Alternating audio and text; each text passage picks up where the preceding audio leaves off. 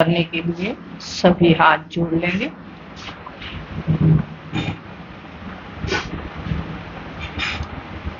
ओम नमः सिद्धेभ्यः।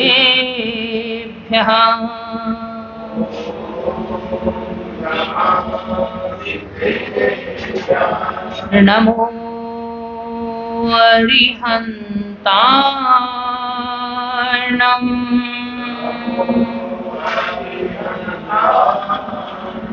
नमो सिद्धाणम्।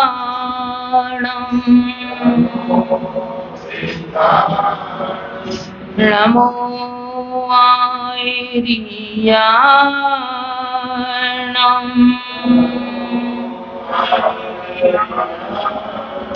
नमो वज्रायाणम्।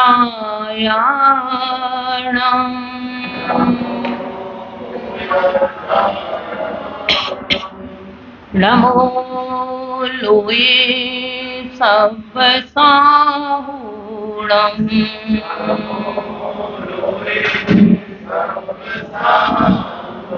पंच परमेष्ठी भगवान की, 24 तीर्थंकर भगवान की, परम पूज्य गुरुवन आचार्य श्री विद्याभूषण तन्मती सागर जी महाराज जी की, द्वादशांग जिनवाणी माता की,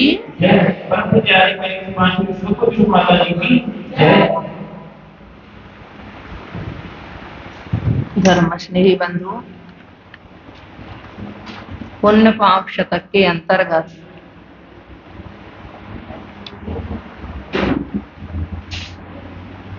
हम सभी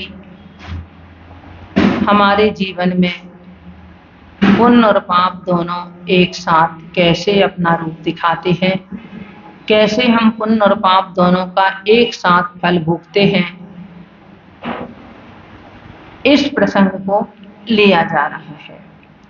कल हमने जाना था कि जब पुण्य कर्म का उदय हो तो त्रियंच पशुओं की भी मनुष्य सेवा करते हैं, और जब पाप कर्म का उदय हो तो मनुष्य भी दाने पानी तक को तड़प जाते हैं। एक जिसके पास कुछ नहीं है, जो कौड़ियों के लिए तरस रहा था, वह करोड़ों में खेलने लगता है, और जो करोड़ों का मालिक है आज, वो हो सकता है कल कौड़ियों का भी बेचारा हो जाए।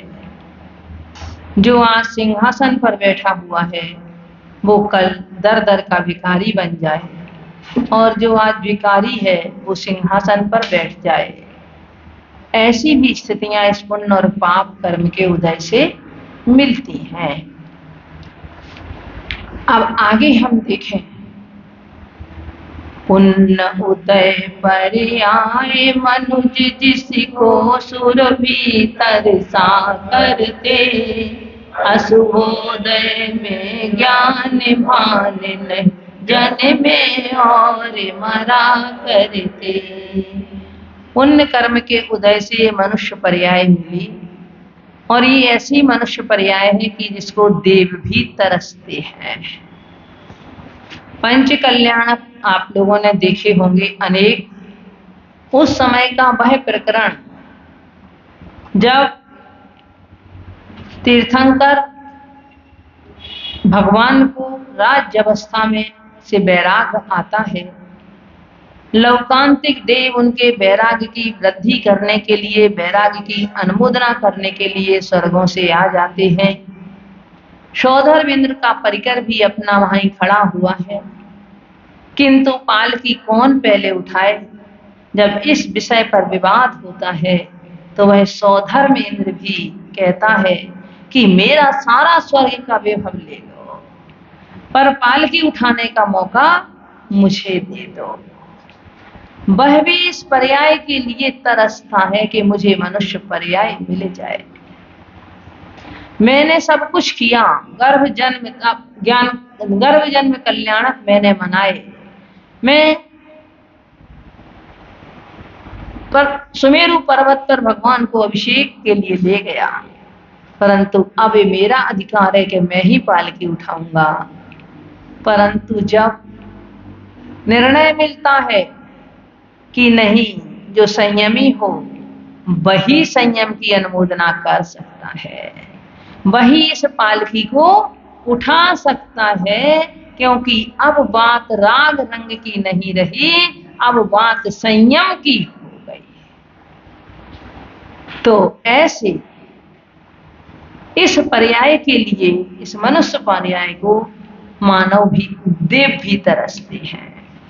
किंतु जब अशुभ कर्म का उदय हो इस मनुष्य पर्याय में भी, और ज्ञान नहीं हो रंच मात्र भी, मनुष्य पर्याय का उपयोग कैसे किया जाए ये नहीं कर रहे हो, मात्र अपनी चारों संज्ञाओं की पूर्ति में ही वह मनुष्य पर्याय का उपयोग समझ रहे हो, तो कहाँ है, येषां न विद्या न तपो न दानम ज्ञानम न शीलम न गुणो न धर्मा ते मर्त लोके भुवि भार भूता मनुष्य रूपेण मृगाश्चरन्ति।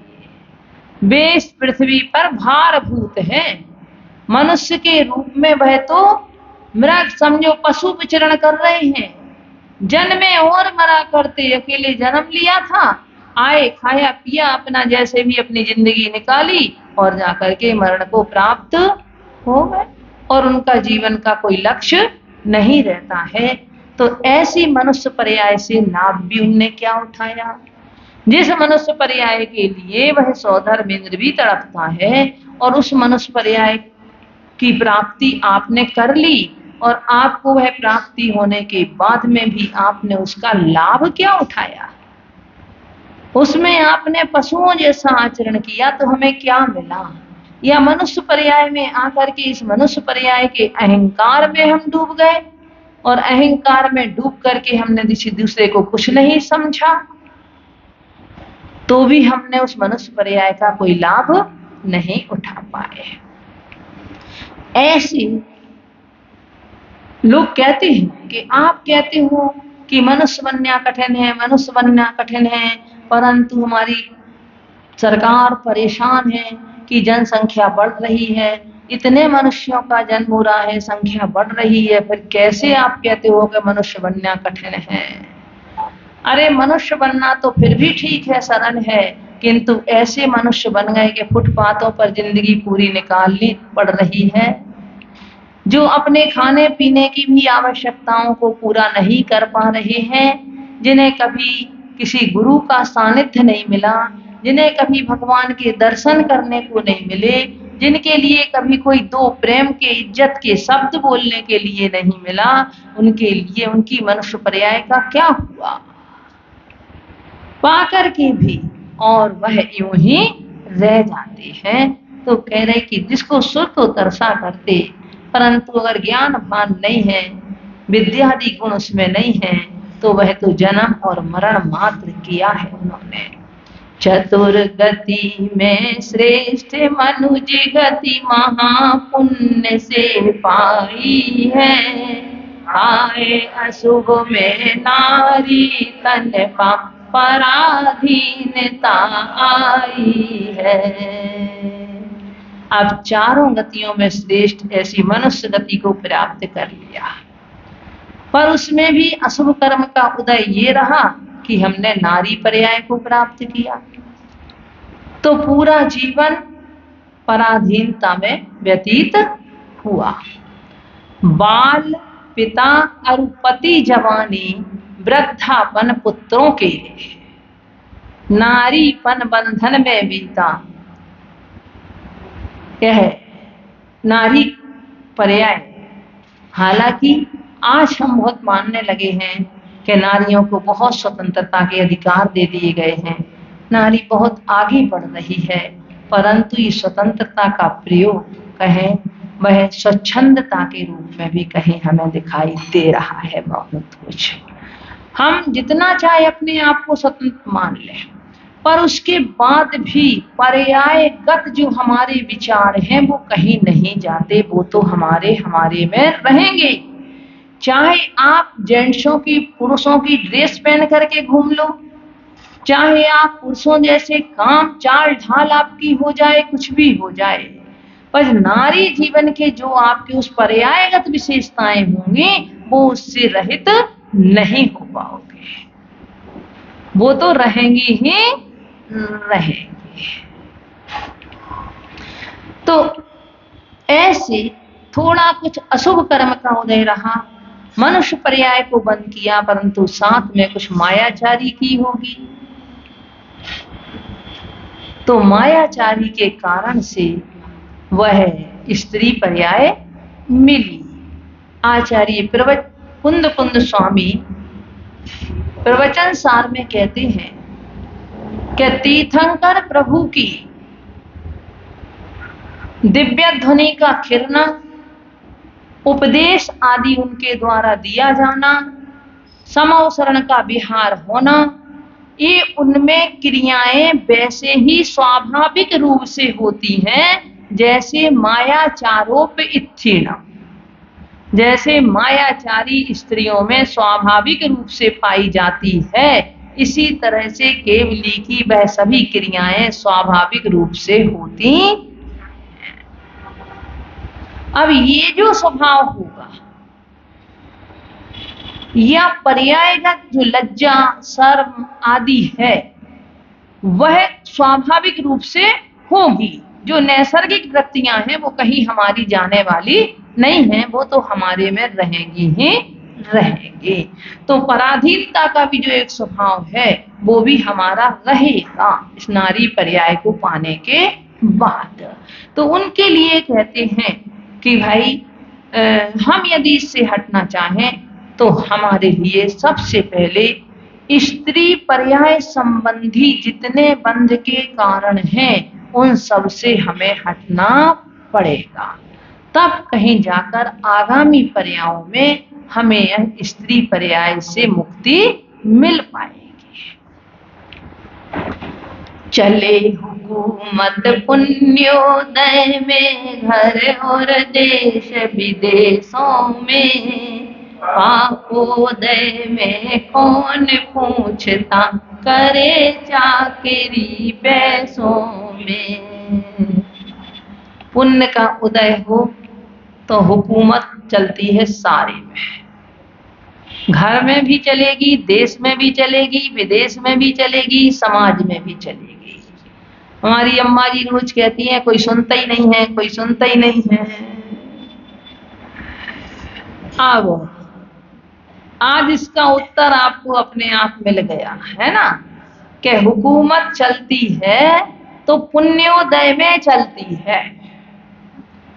देखो, एक तो ज्येष्ठ होना और एक अपने को ज्येष्ठ मानना, दोनों में बहुत अंतर है।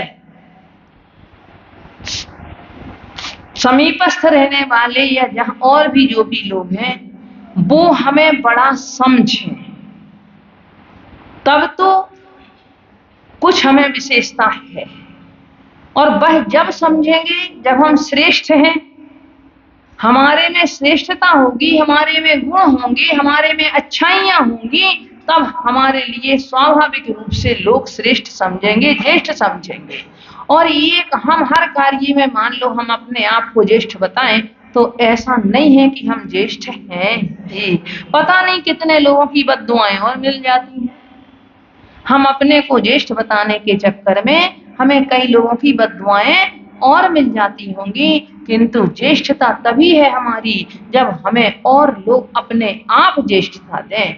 हम स्वयं अपना सम्मान यदि मान लो कराना चाहें, वो हमारा सम्मान नहीं है, किंतु हमारे गुणों को देख करके लोग अपने आप सम्मान करें, लोगों का उन गुणों के प्रति अनुराग हो, तब कहीं वो हमारा सम्मान है। हमने एक दिन आपसे कहा था कि संगठन का सूत्र क्या है। अब जैसे एक के बगल में एक खड़ा कर देते हैं तो 11 हो जाता है। इसी तरह से यदि हम किसी को करें खड़ा तो अपने बगल में खड़ा कर लें, या और अच्छा इससे है कि आप पीछे खड़े हो जाओ, दूसरों को आगे खड़ा कर दो तो उनको पीछे से आप संभाले रहो। कभी कोई परिस्थिति हो आप उनको संभाले रहो तो आपका संगठन बना रहेगा, वह लोग आपके अपने बने रहेंगे। अभी हमने यहाँ देखा शिवम इनकलेव में, वहां के प्रधान जी क्या करते हैं, जितने लोग आते हैं अभिषेक के लिए उनको कलश भर भर के देते रहते हैं। लो लो, आओ आओ आओ, सब जो भी आएगा सबके लिए देते रहेंगे, स्वयं खड़े रहेंगे पीछे, और उनके लिए बाद में, फिर सबसे बाद में फिर लोग उनसे कहेंगे प्रधान जी आप तो कर लो। अब जब एक प्रधान मतलब सबके लिए कह रहा है, सबको अपने हाथ से कलश भर के दे रहा है, तो आदमी को कितनी खुशी हुई, है ना। अच्छा, आज वो दूसरे का सम्मान कर रहे हैं, तो कल के दिन उन्हें भी सम्मान मिलेगा। उसी तरह से पुण्य कर्म का आश्रम होगा, और आज भी लोगों का सम्मान मिल रहा। तो कह रहे पुण्य का उदय आपका हो। अब पुण्य का संचय कैसे हो? मेन तो बात ये है कि पुण्य का उदय जिनका है उनका तो उन्होंने कैसे संचित किया उस पुण्य के लिए? उन्होंने दूसरों को सम्मान देकर के तो संचित किया होगा उस पुण्य के लिए। तो चकले हुकूमत पुण्योदय में, घर और देश विदेशों में सारे में आपकी हुकूमत चलती है, किंतु पाप कर्म के उदय में कह रहे कौन पूछता है, करे चाकरी पैसों में। दूसरों के यहाँ चाकरी करना है, दूसरों के यहाँ नौकरी करता है। नौकरी आप कितनी भी कर लो, किंतु फिर भी आपको अपने मालिक का डर तो बना ही रहेगा। अपने बॉस की अच्छी बच्ची सुननी तो पड़ेगी ही पड़ेगी। पहले के लोग नौकरी को अच्छा नहीं मानते थे। सबसे पहले उत्तम वरिज वो मानते थे खेती करना, और नहीं है तो फिर ऐसे व्यापार करना जिनमें हिंसा ना होती हो। आपने आगम पढ़ा है तो जितने भी जो महान हुए हैं, श्रेष्ठी हुए हैं, राजश्रेष्ठी हुए हैं, वो सब हीरे जवाहरातों का व्यापार करते थे ना। हीरे जवाहरातों का वो व्यापार करते थे। और इसके बाद में फिर यदि कहीं नहीं हो तो फिर आप और अनाज के व्यापार के लिए भी उतना अच्छा नहीं माना गया, क्योंकि उसमें हिंसा होती है। और हलवाई के लिए तो कहा गया 100 कसाई 1 हलवाई।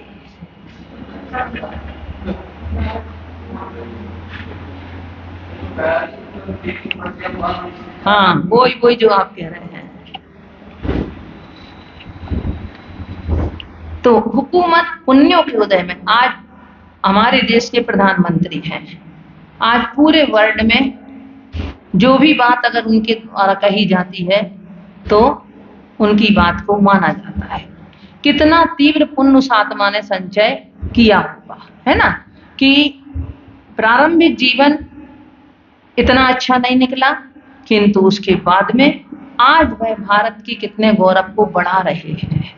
हाँ, भारत के गौरव को बढ़ा रहे हैं। भारत की उन्होंने कितना सम्मान सारे विश्व में भारत को दिला दिया। तो ये उनका स्वयं का सम्मान हो रहा है। उनकी हुकूमत चल रही है किसके उदय में? पुण्य के उदय में चलती है। और हम लोग सब, आप लोग ये पूछते कोई सुनता ही नहीं है हमारी। घर में रहो तो कोई नहीं सुनता, बेटे नहीं सुनते, बच्चे नहीं सुनते, पति नहीं सुनते, पत्नी नहीं सुनती, तो सबके लिए यही शिकायत बनी रहती है कि कोई सुनता नहीं। तो उसके लिए हमें जरूरत है कि हम पुण्य कमाएं, पुण्य का संचय करें। हम दूसरों के लिए भी सम्मान करना सीखें। दूसरों की जितनी विनय होगी, जितनी हमारे में विनय गुण होगा, उतना हम समझो मृदुता यानी विनय, वह विनय गुण होगी तो विनय होने के साथ साथ हम जितना झुकेंगे उतना ही हमारे लिए और आगे क्या मिलेगा, उससे हमें और अच्छा मिलेगा। जैसे जो फल ज्यादा गुणों से युक्त, ज्यादा फलों से लदा हुआ होता है, वो उतना नीचे की ओर झुकता है।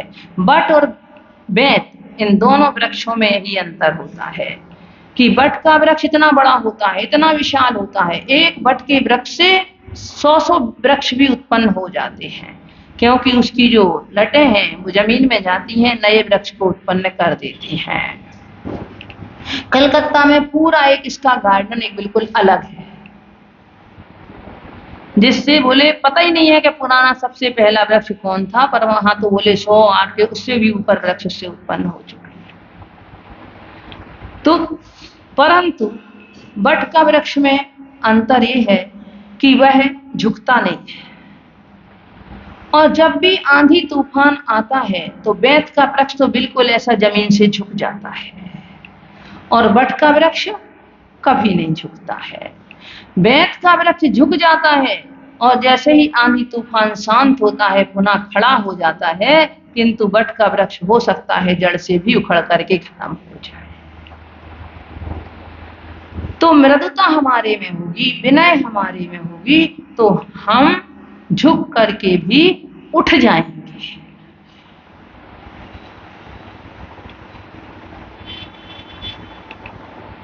इच्छित वस्तु बिना यतन भी पुण्योदय में आती है, श्रम करते दिन रात अशुभ में फिर भी चाह सताती है। पुण्य कर्म का उदय हो तो जो कुछ हम सोचते हैं बिना प्रयत्न के भी मिल जाता है ना। और अगर पाप कर्म का उदय हो तो कितना भी परिश्रम कर लें, जितना भी सोच लें, रात दिन उस चीज के बारे में हम, फिर भी हमारे लिए चाह सताती रहती है। इच्छा हमारी शांत नहीं हो पाती, वस्तु ही नहीं मिल पाती।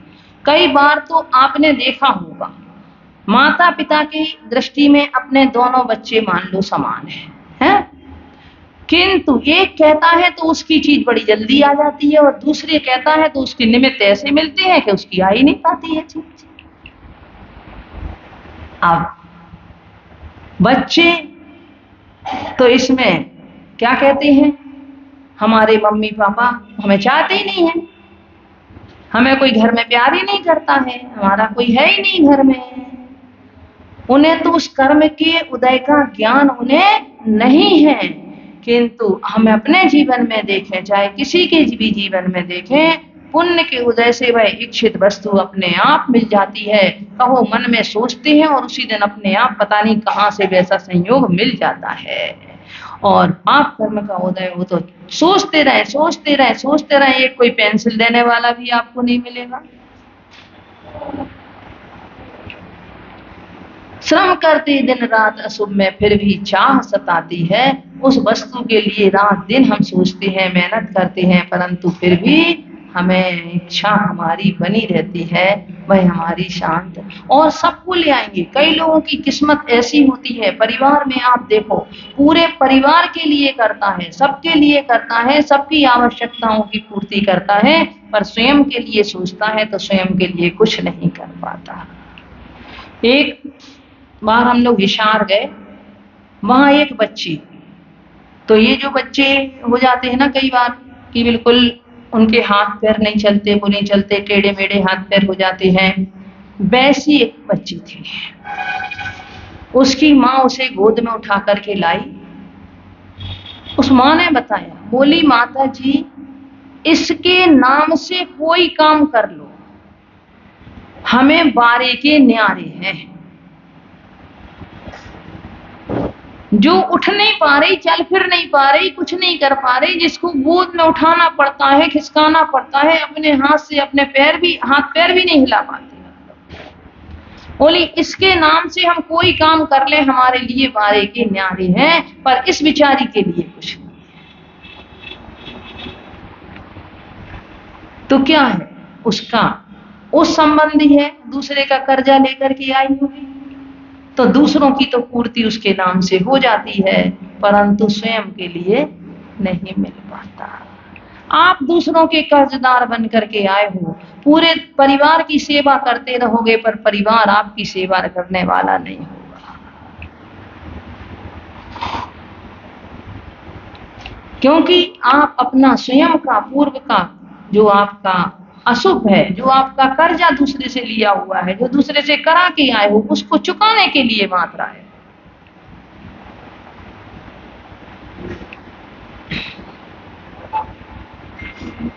पुण्य उदय में शिष्य मित्र गुरु कुशल सुखद शिवगामी हो, पापोदय अज्ञान स्वार्थी हो, लोभ बसी बदनामी हो।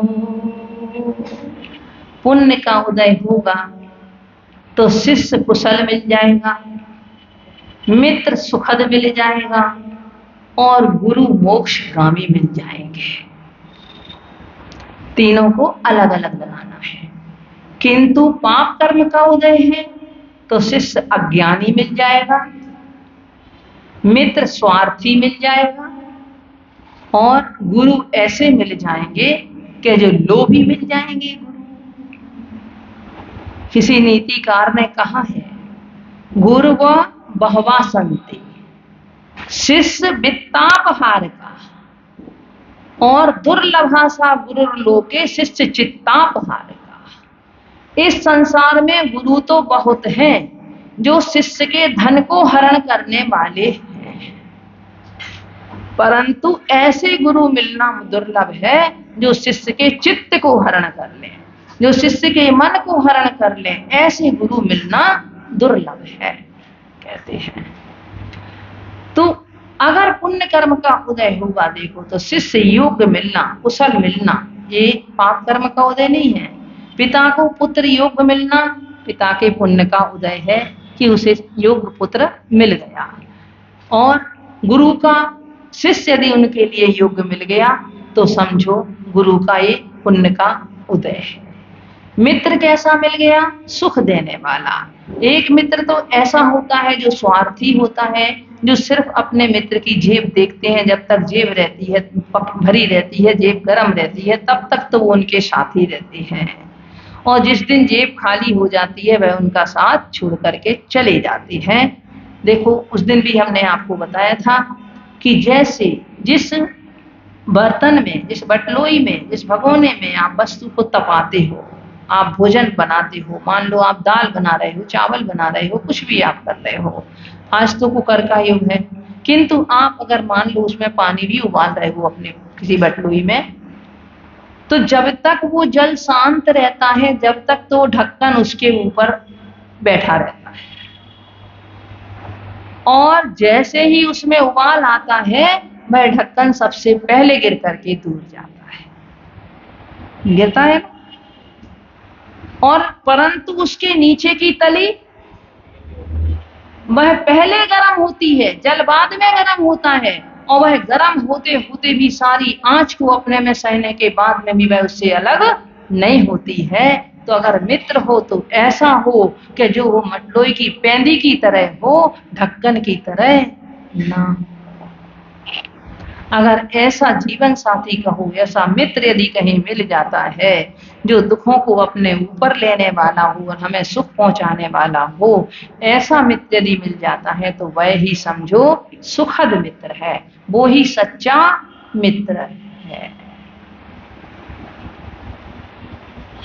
और गुरु शिवगामी, मोक्षगामी, जो स्वयं रत्नत्रय के मार्ग पर चल रहे हैं, मोक्ष मार्ग पर चल रहे हैं, और अपने शिष्यों के लिए भी वह मोक्ष मार्ग पर लगा रहे हैं, उनके लिए भी मुक्ति का रास्ता बता रहे हैं, उनके लिए भी वह कैसे मुक्ति प्राप्त करें इस मार्ग में ही उन्हें उपदेश दे रहे हैं, उन्हें शिक्षा दे रहे हैं, उन्हें दीक्षा दे रहे हैं, सब कुछ उनको दे रहे हैं। ऐसे गुरु जो निस्वार्थ भाव से, जिनके मन में शिष्य के प्रति कोई स्वार्थ नहीं है, मात्र उनके मोक्ष मार्ग में लग जाएं, ये उनका उद्देश्य है, ऐसे गुरु ही वास्तव में गुरु हैं। अन्यथा लोभी गुरु लालची चेला, होए नरक में ठेलम ठेला। ऐसे यदि कहीं गुरु मिल गए तो समझो कि हमारे जीवन में फिर उत्थान होने वाला नहीं है। क्योंकि आपने सुना होगा वो एक कि गुरु के पास घड़ी थी सोने की। अब गुरु कह रहे शिष्य से, जंगल का रास्ता है बेटा, जागते हुए सोना।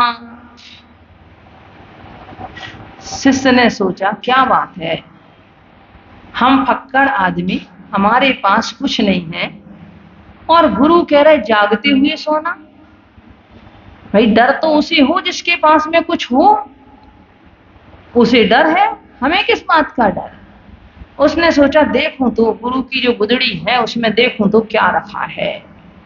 उसने देखा कि उसमें सोने की घड़ी थी, तो वो जाकर के कुएं में फेंक आया जंगल। अब जब गुरु की नींद खुली, बोला बेटा जागते हुए सोना, शिष्य बोला, गुरुजी आप चिंता मत करो, मैं डर को तो कुएं में फेंक आया हूँ। बोले, अरे क्या तूने घड़ी को कुएं में डाल दिया? बोले, ना आप सो रहे थे ना मैं सो रहा था, ना सो रहे थे ना सोने दे रहे थे मेरे लिए, तो मैं उस डर को ही कुएं में फेंक। तो ऐसा है कि अगर ऐसे कोई लोभी गुरु हो तो उनके साथ में वह शिष्य अपना आत्म कल्याण नहीं कर सकता। तो तीनों ही ये मिलेंगे, यदि आपको शिष्य मिले, मित्र मिले या गुरु मिले, तीनों ही हमारे पुण्य के उदय में ही अच्छे मिल सकते। पाप के उदय में तो अज्ञानी, स्वार्थी, लोभी मिल जाएंगे और वह हमारे लिए इस संसार में ही डुबाने में निमित्त बन जाएंगे। एक कर दें तो पेश हो जाएगा पूरा। पुण्योदय में हंसता मानव, पापोदय में रोता है, इन दोनों में सम्यक दृष्टि साम्य भाव नहीं होता है। अब ये प्रकरण आगे दूसरा चलेगा, तो इसलिए इसको समापन सा करते हुए आप कह रहे हैं कि पुण्य के उदय में तो मनुष्य हंसता है, उदय में हंसता है, और पाप के उदय में रोता है। किंतु जो सम्यक दृष्टि है, जिसकी तत्व के ऊपर श्रद्धा है, जिसकी भगवान की वाणी के ऊपर श्रद्धा है, जिसकी सात बात वाणी के ऊपर विश्वास जमा हुआ है, वह इन दोनों में ही, चाहे पुण्य के उदय हो तो उसे अभिमान नहीं होता है, वह पुण्य के उदय में फूलता नहीं है और पाप के उदय में भूलता नहीं है, दुखी नहीं होता है। इन दोनों में साम्य भाव उसका बना रहता है। ओम नमः सिद्धेभ्यः। अब कल से प्रथमान युग का आएगा पूरे हर पुराण की उसमें।